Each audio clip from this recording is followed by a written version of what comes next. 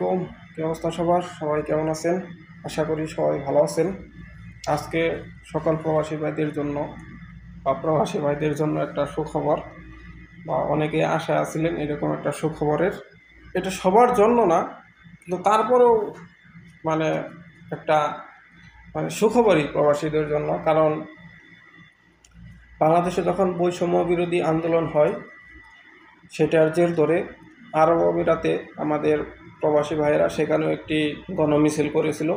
সেখান থেকে প্রায় ৫৪ জন প্রবাসী আটক হয়েছিল, বাংলাদেশের প্রবাসী, এবং তাদেরকে যাবজ্জীবন কারাদণ্ড দেওয়া হয়েছিল।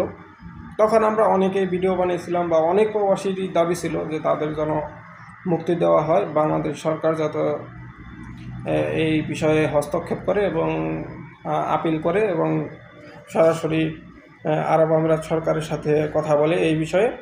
তো বাংলাদেশ সরকারের হস্তক্ষেপে, বাংলাদেশ সরকারের অনুরোধে আরব আমিরাত সরকার সেই সকল আটক হওয়া প্রবাসীদের, ৫৪ জন আটক হওয়া প্রবাসীদের সাজা মওকুফ করে তাদের বাংলাদেশে পাঠানোর নির্দেশ দিয়েছে।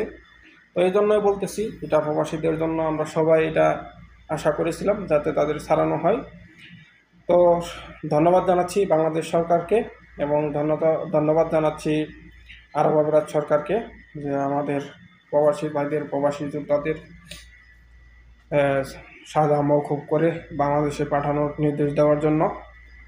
এবং তার সাথে আমি ধন্যবাদ জানাচ্ছি যারা এই সব বিষয়ে প্রতিবাদ করে বা এই প্রবাসীদের ছাড়ানোর দাবিতে ভিডিও তৈরি করেছিল।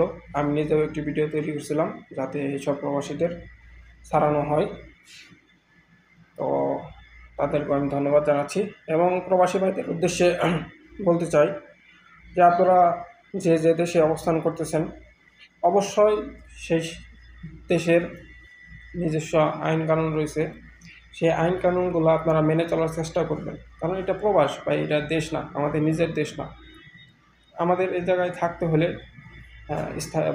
চাকরি করতে হলে অবশ্যই এই দেশের নিয়মকানুন আছে, এই দেশের নিয়মকানুনগুলো মেনে চলতে হবে। ভবিষ্যতে যদি বাংলাদেশে কোনো দিন আরও কোনো আন্দোলন হয়, বিভিন্ন যাই হোক, আমরা যেন এই জায়গায় কোনো বিশৃঙ্খলা না করি, প্রবাসে কোনো বিশৃঙ্খলা না করি, মিটিং মিছিল সমাবেশ না করি। আমরা যেসব দেশে অবস্থান করতেছি সেই দেশের আইনের প্রতি যত শ্রদ্ধাশীল থাকি এবং এই দেশের আইন কানুন যাতে মেনে চলি, তাহলে হয়তো আমরা বিপদে পড়ব না। কারণ আমরা যদি একই ভুল বারবার করি তাহলে কিন্তু আমরা ক্ষমা পাবো না। কারণ সবসময় ভুলের কিন্তু ক্ষমা হয় না। একই ভুল যখন বারবার করবে তখন কিন্তু এটা ক্ষমার অযোগ্য হয়ে যাবে। এটার জন্য কেউ হস্তক্ষেপ করবে না, কেউ সাহায্য করবে না, এবং কেউ ক্ষমা করবে না।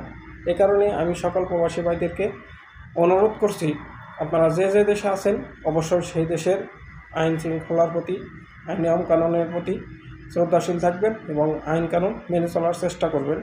এবং সকল প্রবাসী ভাইদের আল্লাহ বিপদ আপদ মুক্ত রাখুক, সুস্বাস্থ্য কামনা করছি সকল প্রবাসী ভাইদের।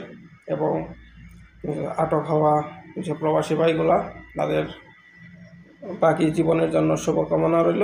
দোয়া করি আল্লাহ যেন তাদের নেক হায়াত দান করে এবং তাদের উত্তম রিজিকের ফয়সালা করে দেন, তারা যেন সহি সালামতে বাংলাদেশে তাদের মায়ের কুলে পরিবারের কাছে পৌঁছাতে পারে, সেই কামনা করে ভিডিওটি এখানেই শেষ করছি। এবং আরেকটি কথা বলতে চাই, আপনারা যারা আমার নতুন আছেন অবশ্যই আমার চ্যানেলটি সাবস্ক্রাইব করে দেবেন এবং আমার পেজটি ফলো দিয়ে দেবেন, এবং যে যেখানেই থাকেন না কেন অবশ্যই 5 ওয়াক্ত নামাজ আদায় করবেন ইনশাল্লাহ। ভিডিওটি এখানে শেষ করছি। আল্লাহ হাফেজ, আসসালামু আলাইকুম।